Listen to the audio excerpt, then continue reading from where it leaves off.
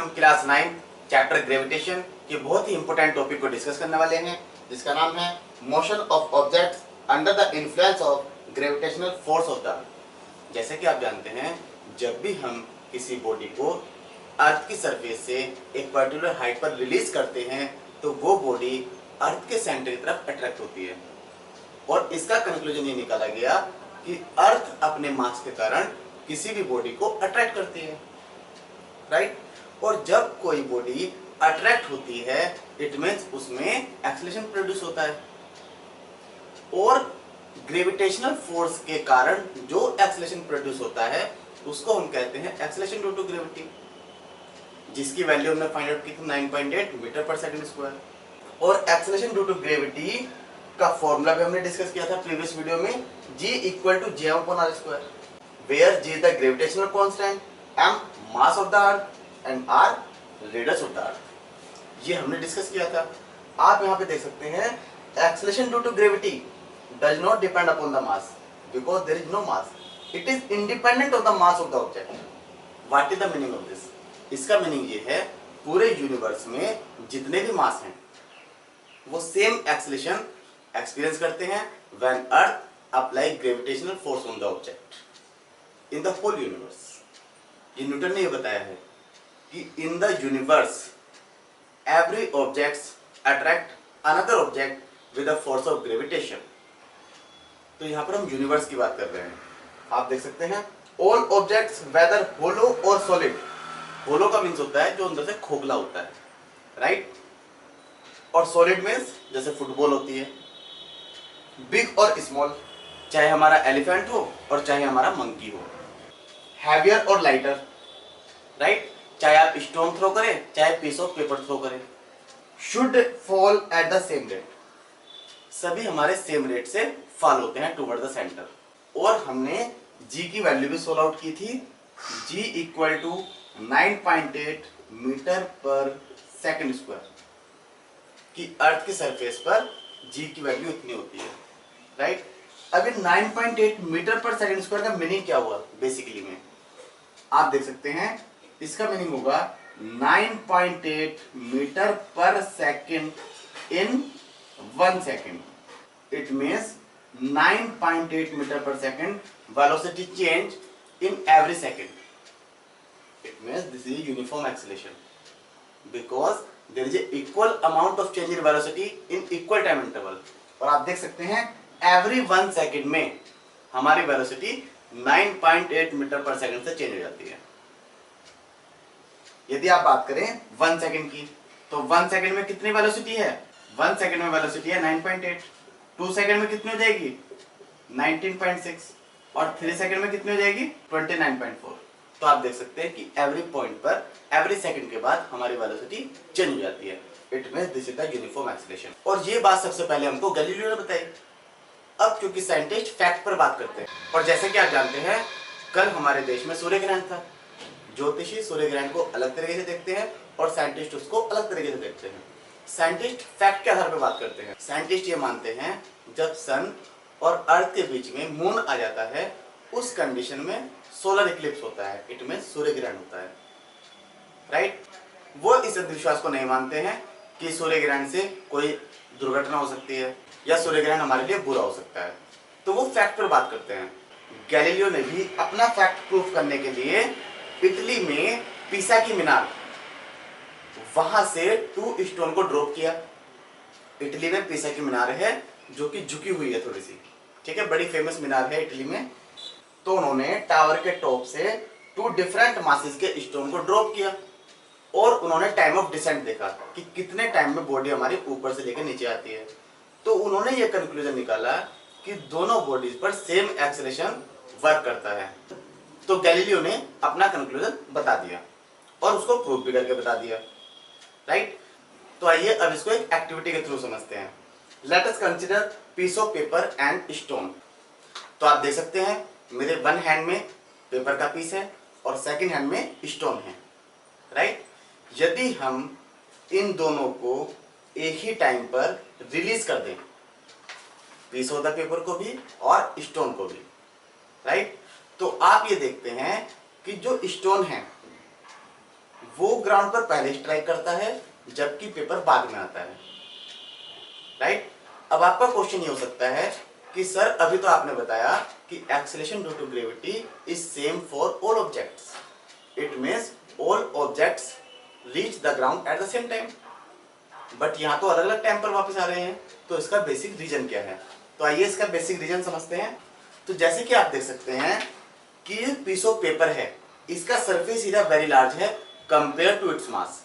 इसका मास तो कम है लेकिन इसका सरफेस एरिया लार्ज है। इट मींस जो एयर है, क्योंकि एयर भी फ्रिक्शन के कारण बॉडी पर फोर्स अप्लाई करती है अपवर्ड डायरेक्शन में, अपोजिट डायरेक्शन में। यदि मोशन हमारा वर्टिकल डायरेक्शन में है तो एयर फोर्स अप्लाई करती है अपोजिट डायरेक्शन में, यानी कि अपवर्ड डायरेक्शन में, जिसको हम रेजिस्टेंस भी कहते हैं, जिसको हम फ्रिक्शन भी कहते हैं, राइट। तो आप देख सकते हैं कि यदि इसका सरफेस एरिया लार्ज है कंपैरिजन टू इट्स मास, तो जो एक पीस ऑफ पेपर है ये इनकाउंटर करेगा, एक्सपीरियंस करेगा much more resistance by the air, क्योंकि इसके एवरेज पॉइंट पर फोर्स अप्लाई होगा बाय द एयर, राइट। तो इस पर एयर रेजिस्टेंस ज्यादा लगता है। एंड समटाइम्स विंड में आल्सो डिफ्लेक्ट दिस पेपर, और कभी कभी ऐसा होता है कि जो विंड है वो भी इस पेपर को डिफ्लेक्ट कर सकती है, इसलिए पेपर हमारा बाद में आता है। और यदि हम बात करें स्टोन की, तो आप देख सकते हैं स्टोन हमारा हेवियर है और इसका सरफेस एरिया भी स्मॉल है। It means it experience less amount of force, right. इस पर लेस एयर रेजिस्टेंस वर्क करता है, इसलिए स्टोन जल्दी नीचे आता है।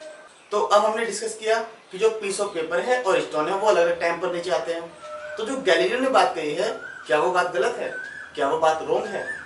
तो आइए उसकी बात करते हैं। तो इसके लिए आपको क्या करना होगा, stone and piece of paper, इसको एक गिलास जार के अंदर रखना होगा, राइट। एक हमने गिलास जार लिया, उसके अंदर स्टोन को और पीस ऑफ पेपर को रख दिया, राइट। और वैक्यूम पंप के द्वारा उस गिलास जार से सारी की सारी एयर हमने बाहर निकाल ली, राइट। इट मींस वहां पे बन गया वैक्यूम, अंडरस्टूड। जब वहां पर वैक्यूम बन जाएगा, आप उस गिलास जार को इन्वर्ट कर दीजिए, उल्टा कर दीजिए, ठीक है। तो होगा क्या कि स्टोन और पीस ऑफ पेपर जब हम गिलास जार को इन्वर्ट करेंगे, उस कंडीशन में दोनों ही ऑब्जेक्ट सेम टाइम पर नीचे आते हैं। इट मींस कि दोनों बॉडी पर सेम एक्सेलरेशन वर्क करता है। तो हम ये कंक्लूजन निकाल सकते हैं कि यदि हम टू बॉडीज को, चाहे वो डिफरेंट मास की हों, यदि हम उनको वैक्यूम में रिलीज करते हैं तो उस कंडीशन में दोनों बॉडीज सेम टाइम पर नीचे आएंगी। इट मींस दोनों बॉडी पर same acceleration due to gravity work करता है। आई बात समझ में? लेकिन यदि हम बात करें एयर की, तो एयर क्या करती है, रेजिस्टेंस लगाती है अपवर्ड डायरेक्शन में, जिससे क्या होता है, पीस ऑफ पेपर बाद में आता है और स्टोन हमारा पहले आ जाता है। ये आपको ध्यान रखना है। तो जैसे कि आप देख भी सकते हैं, stone reaches the ground a little earlier than piece of paper because the fall is through air, क्योंकि फॉल एयर के थ्रू होता है। The air offers resistance due to friction as the surface area of piece of paper is very large compared to its mass, so piece of paper encounters much more resistance। ये आपको ध्यान रखना है कि piece of paper much more resistance को experience करता है, उसका अनुभव करता है due to air and so it is slow down, इसलिए इसकी स्पीड स्लो हो जाती है। On the other hand, the stone being small and heavy does not experience so much resistance। जैसा मैंने आपको बताया कि स्टोन स्मॉल होता है और साथ में हैवी होता है, इसलिए वो ज्यादा रेजिस्टेंस एक्सप्रेस नहीं करता है due to air and falls down at a faster rate, इसलिए वो जल्दी ग्राउंड पर आता है। आल्सो विंड में डिफ्लेक्ट द पेपर साइडवेज, और होता क्या है कि जो विंड है वो भी पेपर को साइडवाइज डिफ्लेक्ट करती है, इसलिए पेपर देर में नीचे आता है। If there were no air the paper and the stone would fall at the same rate. और हमने देखा कि यदि वहां पर कोई एयर ना हो, यदि एयर का रेजिस्टेंस ना हो, उस कंडीशन में दोनों ऑब्जेक्ट सेम रेट से नीचे आ सकते हैं। अब हमने इसका एक्सपेरिमेंट किया। हमने क्या किया, एक गिलास जार लिया जिसमें कि पेपर ऑफ पीस भी था और स्टोन भी था, राइट। अब हमने क्या किया, the air has been sucked out by using a vacuum pump. हमने वैक्यूम पंप से सारी की सारी एयर निकाल ली, राइट। अब देखते हैं आगे क्या होता है। तो आप पहले इसको नोट कीजिए, फिर हम आगे बढ़ते हैं। When the jar is inverted, both the paper and the stone reach the other end of the jar at the same time. Vacuum pump से एयर को निकाल लेने के बाद हमको गिलास जार को इन्वर्ट करना है, और इन्वर्ट करते ही क्या होगा कि पेपर और स्टोन वो दोनों सेम टाइम पर नीचे आएंगे. Understood? So we can say that the acceleration produced in freely falling objects is same for all objects irrespective of their masses. इससे ये प्रूफ होता है कि सभी ऑब्जेक्ट एक्सपीरियंस करते हैं same acceleration due to gravity irrespective of their masses. It means mass का कोई भी इफेक्ट नहीं पड़ता है, चाहे हमारा हैवी बॉडी हो, चाहे लाइटर बॉडी हो, चाहे बिग बॉडी हो, स्मॉल बॉडी हो, सॉलिड हो, होलो हो, सभी की सभी बॉडीज सेम एक्सेलरेशन एक्सपीरियंस करती हैं और सेम टाइम पर ग्राउंड पर पहुंचती हैं. तो मैं ये आशा करता हूं कि आपको ये एक्टिविटी अच्छे से समझ में आ गई होगी कि हमारा पीस ऑफ पेपर देर में क्यों आता है और स्टोन जल्दी क्यों आ जाता है. हमारा एक्सेलरेशन सभी बॉडी के लिए सेम होता है और उसकी वैल्यू होती है 9.8 मीटर पर सेकंड स्क्वायर. और यदि अभी आपको कोई प्रॉब्लम आती है तो आप मुझे कमेंट बॉक्स में लिख सकते हैं.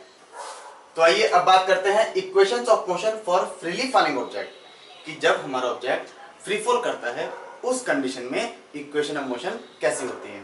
तो जैसे कि आप जानते हैं, यदि हम बात करें इक्वेशन ऑफ मोशन की, तो फर्स्ट इक्वेशन होती है v equal to u plus a t, right. Second equation होती है s equal to u t plus half a t square, and third equation v square equal to u square plus 2as, right. और यदि हम बात करते हैं free fall की, कि suppose this is an object, this is the distance from the ground of the object, right. ये हमारा ग्राउंड है और हम ऑब्जेक्ट को यहां से रिलीज करते हैं. ठीक है, हमने रिलीज किया, या हम कह सकते हैं ड्रॉप किया, ड्रॉप. ठीक है, उस कंडीशन में बॉडी में एक एक्सेलरेशन प्रोड्यूस होगा और वो एक्सेलरेशन होगा due to gravity. It means यहां पर अप्लाई होगा g, और जो ऑब्जेक्ट ने डिस्टेंस कवर की है उसको हम डिनोट करते हैं h से, क्योंकि हम यहाँ पे हाइट की बात कर रहे हैं, राइट.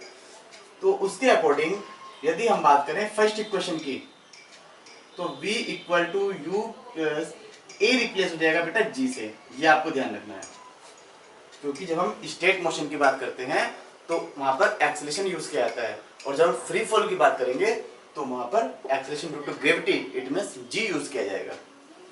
सेकेंड इक्वेशन के लिए s हमारा रिप्लेस हो जाएगा h से, तो h इक्वल टू हो जाएगा बेटा u t plus half g t square, right. And third equation v square equal to u square plus 2g and what is h. और बेटा इसको आपको बहुत अच्छे से समझना है, क्योंकि इसके न्यूमेरिकल बहुत ज्यादा इंपॉर्टेंट होते हैं. तो सबसे पहले आपको ये समझना है कि जो हमारा g होता है एक्सेलरेशन ड्यू टू ग्रेविटी, वो हमको पॉजिटिव को भी लेना है और नेगेटिव को भी लेना है, राइट. तो आप देखिए कि जो हमारा एक्सेलरेशन है,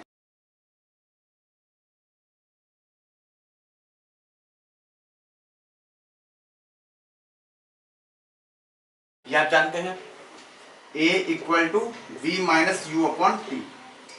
ठीक है, अब आप इसमें देखिए, यदि हमारी फाइनल वेलोसिटी इनिशियल वेलोसिटी से लार्जर होती है तो हम कह सकते हैं कि वेलोसिटी इंक्रीज कर रही है, राइट. यदि v ग्रेटर देन u होता है it means velocity is increasing, right. और a हमारा कैसा जाएगा, पॉजिटिव आ जाएगा. ठीक है, इट मींस जिस डायरेक्शन में वेलोसिटी है, जिस डायरेक्शन में वेलोसिटी हमारी इंक्रीज हो रही है उसी डायरेक्शन में एक्सेलरेशन होगा. इट मींस एक्सेलरेशन पॉजिटिव होगा, राइट. लेकिन यदि हमारा v लेस देन आ जाए u से, इट मींस a आ जाएगा नेगेटिव. क्यों? क्योंकि इस कंडीशन में वेलोसिटी डिक्रीज हो रही है, velocity decreases with time, right. और जिस डायरेक्शन में हमने एक्सेलरेशन लगाया है उसके अपोजिट डायरेक्शन में मोशन है. तो कहने का मीनिंग ये है कि जब वेलोसिटी इंक्रीज होगी तब हम एक्सेलरेशन पॉजिटिव कंसीडर करते हैं, और जब वेलोसिटी डिक्रीज होती है उस कंडीशन में एक्सेलरेशन नेगेटिव कंसीडर करते हैं. तो आप इसको समझने की कोशिश करिए, जब हम किसी ऑब्जेक्ट को अर्थ से वर्टिकली अपवर्ड थ्रो करते हैं तो आप देखते हैं कि हाईएस्ट पॉइंट पर जाने के बाद ऑब्जेक्ट मोमेंटरीली टाइम के लिए रुक जाता है. इट मींस ऑब्जेक्ट की वेलोसिटी जीरो हो जाती है. तो कहने का मीनिंग क्या हुआ कि जब हम ऑब्जेक्ट को वर्टिकली थ्रो करते हैं तो उसकी वेलोसिटी डिक्रीज होती है, राइट. और यदि वेलोसिटी डिक्रीज होती है तो एक्सेलरेशन हमको लेना है नेगेटिव. अपवर्ड डायरेक्शन, तो जी आएगा बेटा नेगेटिव, ये आपको ध्यान रखना है, राइट। और यदि हम डाउनवर्ड मोशन की बात करें, राइट, यदि आप किसी बॉडी को रिलीज करते हैं, ड्रॉप करते हैं फ्रॉम अ पर्टिकुलर पॉइंट, तो उस कंडीशन में क्या होता है कि वेलोसिटी हमारी इंक्रीज हो जाती है, और वेलोसिटी इंक्रीज होने का मतलब है एक्सेलरेशन पॉजिटिव होगा, राइट। तो उस कंडीशन में हमें जी लेना है पॉजिटिव। तो आपको ध्यान रखना है डाउनवर्ड डायरेक्शन के लिए जी आएगा पॉजिटिव। अब कुछ इंपॉर्टेंट पॉइंट है जो आपको ध्यान रखना है जब भी आप बॉडी को रिलीज करते हैं, ड्रॉप करते हैं, क्योंकि उस कंडीशन में बॉडी हमारी रेस्ट पोजीशन पर होती है। It means initial velocity always zero, right. उस कंडीशन में इनिशियल वेलोसिटी कैसे हो जाएगी? जीरो हो जाएगी। ये हम किसकी बात कर रहे हैं? जब हम बॉडी को रिलीज करते हैं फ्रॉम पर्टिकुलर हाइट, उस कंडीशन में इनिशियल वेलोसिटी जीरो रहती है। जब आप बॉडी को अपवर्ड थ्रो करते हैं, उस कंडीशन में मैक्सिमम हाइट पर ऑब्जेक्ट की वेलोसिटी जीरो हो जाती है। तो यदि हम किसी ऑब्जेक्ट को इनिशियल वेलोसिटी से अपवर्ड डायरेक्शन में थ्रो करते हैं, तो हाईएस्ट पॉइंट पर जाने के बाद मैक्सिमम हाइट पर final velocity of the object, final velocity of the object will be zero. और ये आप देखते भी हैं, जब हम बॉडी को अपवर्ड थ्रो करते हैं तो एक पर्टिकुलर पॉइंट पर जाने के बाद बॉडी हमारी वापस आ जाती है। It means final velocity will be zero. और एक आपको बात ध्यान रखनी है, third point, time of ascent equal to time of descent. कहने का मीनिंग ये है कि यदि किसी बॉडी को 5 सेकंड ऊपर जाने में लगते हैं तो 5 सेकंड ही नीचे आने में लगते हैं। क्यों? क्योंकि चाहे हम ऊपर जाएं और चाहे नीचे आएं, बॉडी हमारी वर्क करती है under the action of gravity alone, केवल ग्रेविटी के अंतर्गत वर्क कर रही है। इसलिए जितना टाइम ऊपर जाने में लगेगा उतना ही टाइम नीचे आने में लगता है। As you know, H equal to ut plus half GT square. और यदि हम बॉडी को रिलीज करते हैं, ड्रॉप करते हैं, उस कंडीशन में बॉडी हमारी रेस्ट में है, it means u equal to zero. So H equal to हो जाएगा बेटा 0 plus half GT square, right. So H equal to half GT square, right. अब हाफ और G हमारा कांस्टेंट है, क्योंकि acceleration due to gravity earth पर constant होता है, तो हम कह सकते हैं H proportional to T square. तो कहने का मीनिंग ये है कि distance covered by the object is directly proportional to the square of the time taken by the object. कि सपोज आपने ग्राउंड से u वेलोसिटी से किसी बॉडी को थ्रो किया है, राइट, और ये बॉडी हमारी ऊपर की साइड गई है, ठीक है, मैक्सिमम पॉइंट तक चली गई, फाइनल वेलोसिटी जीरो हो गई, राइट। और उसके बाद ऑब्जेक्ट हमारा वापस घूम के आएगा, राइट, ठीक है, और स्ट्राइक करेगा ग्राउंड से। तो होता क्या है कि जब ऑब्जेक्ट ग्राउंड से स्ट्राइक करता है उस टाइम पर भी ऑब्जेक्ट की वेलोसिटी सेम रहती है, राइट। जिस वेलोसिटी से आपने ऑब्जेक्ट को थ्रो किया है उसी वेलोसिटी से ऑब्जेक्ट ग्राउंड पर स्ट्राइक करता है। So these are some points which are very important to do the numericals, right, and these numericals are very important for you. So I want to say please carefully watch the video and do the numericals. आपको इन question को बहुत अच्छे से समझना है, और जब आपको एक बार क्वेश्चन समझ में आ जाएंगे फिर उसके बाद आपको न्यूमेरिकल करने में कोई प्रॉब्लम नहीं होगी। तो आइए पहला क्वेश्चन करते हैं। A car falls off a ledge and drops to the ground in 0.5 second, ठीक है। इट मीन्स हमारी एक कार फॉल डाउन होती है, मतलब नीचे की तरफ आती है, और टाइम लेते हैं 0.5 सेकेंड। तो हमको बताना है what is its speed on striking the ground. जब कार ग्राउंड पर स्ट्राइक करती है उस टाइम पर उसकी स्पीड कितनी होगी। What is the average speed during 0.5 second. हमें एवरेज स्पीड भी कैलकुलेट करनी है एंड हाइट हमको कैलकुलेट करनी है, राइट। तो सबसे पहले देखिए क्या क्या हमको गिवन है, राइट। तो जैसे कि आप जानते हैं कि यदि कोई ऑब्जेक्ट ड्रॉप होता है, रिलीज होता है, फॉल्स होता है, उस कंडीशन में इनिशियल वेलोसिटी ऑलवेज जीरो। तो यू हमको गिवन है जीरो, राइट। हमको टाइम भी गिवन है, 0.5 सेकेंड, राइट। और क्योंकि बॉडी डाउनवर्ड डायरेक्शन में है, इट मीन्स वेलोसिटी इंक्रीज होती है। यदि वेलोसिटी इंक्रीज होती है तो हम g कंसिडर करेंगे पॉजिटिव। वैसे g की वैल्यू 9.8 होती है, लेकिन हम 10 भी कंसिडर कर सकते हैं फॉर सिंप्लीफिकेशन। वो apply the formula v equal to u plus gt, right. What is u? 0। What is g? 10। And what is t? 0.5, right. तो हमारा आंसर आ जाएगा बेटा 5 मीटर पर सेकेंड, राइट। क्योंकि हमारा 10 नीचे आएगा तो इससे कैंसिल हो जाएगा, राइट। सेकंड की बात करिए। सेकंड में हमको बताना है average speed during the 0.5 second, right. तो एवरेज स्पीड का फॉर्मूला होता है average speed equal to u plus v upon 2, right. u means initial velocity at t equal to 0। तो t इक्वल टू 0 पर इनिशियल वेलोसिटी कितनी है? 0 है। आप देखिए जब कार फॉल्स ऑफ होती है उस टाइम पर टाइम 0 होता है और इनिशियल वेलोसिटी 0 होती है, और 0.5 सेकंड के बाद वेलोसिटी हो जाती है 5 मीटर पर सेकंड, 5, राइट, डिवाइड बाय 2। तो व्हाट इज द आंसर?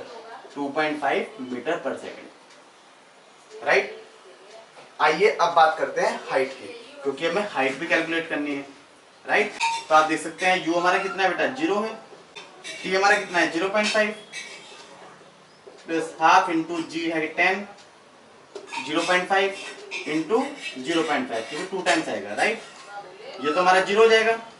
2 5 जा 10, 5 5 जा 25, 25 5 जा 125, राइट। और क्योंकि 2 के बाद डेसिमल है 1 और 1, तो यहाँ पे 2 के बाद डेसिमल आ जाएगा। इट मींस कार इतनी डिस्टेंस ट्रेवल करने के बाद ग्राउंड पर स्ट्राइक करती है। नेक्स्ट क्वेश्चन देखिए। An object is thrown vertically upward and rises to a height of 10 metre. Calculate the velocity with which the object was thrown upward. हमको initial velocity calculate करनी है जिस वेलोसिटी से हमने ऑब्जेक्ट को थ्रो किया है। The time taken by the object to reach the highest point. और हमें वो टाइम भी कैलकुलेट करना है जब ऑब्जेक्ट ग्राउंड से हाईएस्ट पॉइंट तक पहुंच गया है। तो आइए सबसे पहले देखते हैं क्या क्या हमको गिवन है। Given it, right. तो जैसे कि आप जानते हैं कि जब भी ऑब्जेक्ट एक हाईएस्ट पॉइंट पर जाता है उस टाइम पर फाइनल वेलोसिटी 0 हो जाती है, राइट। ये आपको ध्यान रखना है और इसको आपको आंख बंद करके लिख देना है। जब हमारा ऑब्जेक्ट ड्रॉप होता है तो उस कंडीशन में इनिशियल वेलोसिटी 0 होती है, और जब हम ऑब्जेक्ट को वर्टिकली थ्रो करते हैं अपवर्ड, उस कंडीशन में फाइनल वेलोसिटी 0 होती है। ये आपको ध्यान रखना है। और साथ में बेटा हमको हाइट भी गिवन है 10 मीटर, राइट। और क्योंकि हम वर्टिकली अपवर्ड जा रहे हैं इसलिए जी लेंगे नेगेटिव, सो नेगेटिव 10, राइट। क्योंकि इस कंडीशन में वेलोसिटी डिक्रीज होती है with respect to time. So apply third equation of motion, right. अब आप कहेंगे कि सर हमें इसमें बड़ी प्रॉब्लम आती है कि हम फर्स्ट इक्वेशन अप्लाई करें, सेकंड इक्वेशन अप्लाई करें या थर्ड इक्वेशन अप्लाई करें। तो आप क्या करिए, पहले आप सारी इक्वेशन लिख लीजिए, right. v equal to u plus g t, h equal to u t plus half g t square, v square equal to u square plus 2gh, right. अब आप देखिए इस क्वेश्चन में हमको v गिवन है 0, u calculate करना है, और h गिवन है। हमको टाइम गिवन नहीं है, हमको टाइम कैलकुलेट करना है।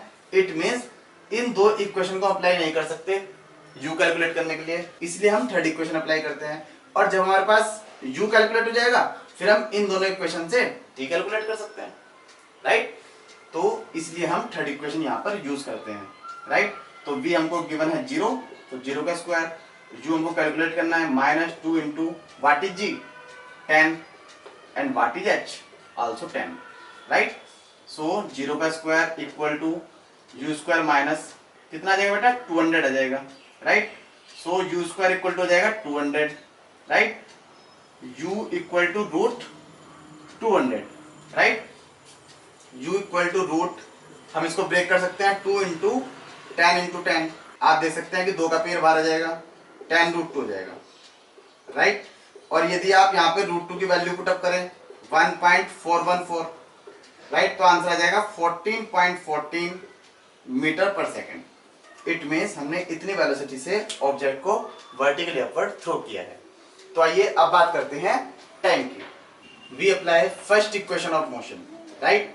What is v 0, what is u 14.14 minus what is g 10 into t, तो टी कितना हो जाएगा बेटा 14.14 upon 10, it means t equal to 1.414। जब आप इसको 10 से डिवाइड करेंगे तो आंसर आ जाएगा 1.414 सेकेंड। तो इतना टाइम लगता है ऑब्जेक्ट को हाईएस्ट पॉइंट तक पहुंचने के लिए। So today we have discuss about motion of object under the influence of gravitational force of the earth. हमने ये डिस्कस किया कि सभी ऑब्जेक्ट पर सेम एक्सेलरेशन प्रोड्यूस होता है। हमने ये डिस्कस किया कि सभी ऑब्जेक्ट सेम टाइम पर ग्राउंड पर स्ट्राइक करते हैं, और हमने इक्वेशन ऑफ मोशन भी डिस्कस की है in the case of free fall, right. We have discuss some numericals also. Next video में हम एक बार फिर मिलेंगे एक नए टॉपिक के साथ, और मेरी आपसे रिक्वेस्ट है कि जो मैंने आपको न्यूमेरिकल कराए हैं, जो मैंने आपको इक्वेशन ऑफ मोशन समझाई है, उसको आपको अच्छे से करना है। और यदि मेरी वीडियो आपको पसंद आ रही है तो उसको लाइक शेयर जरूर कीजिएगा, और चैनल सब्सक्राइब करना मत भूलिएगा। Thank you class.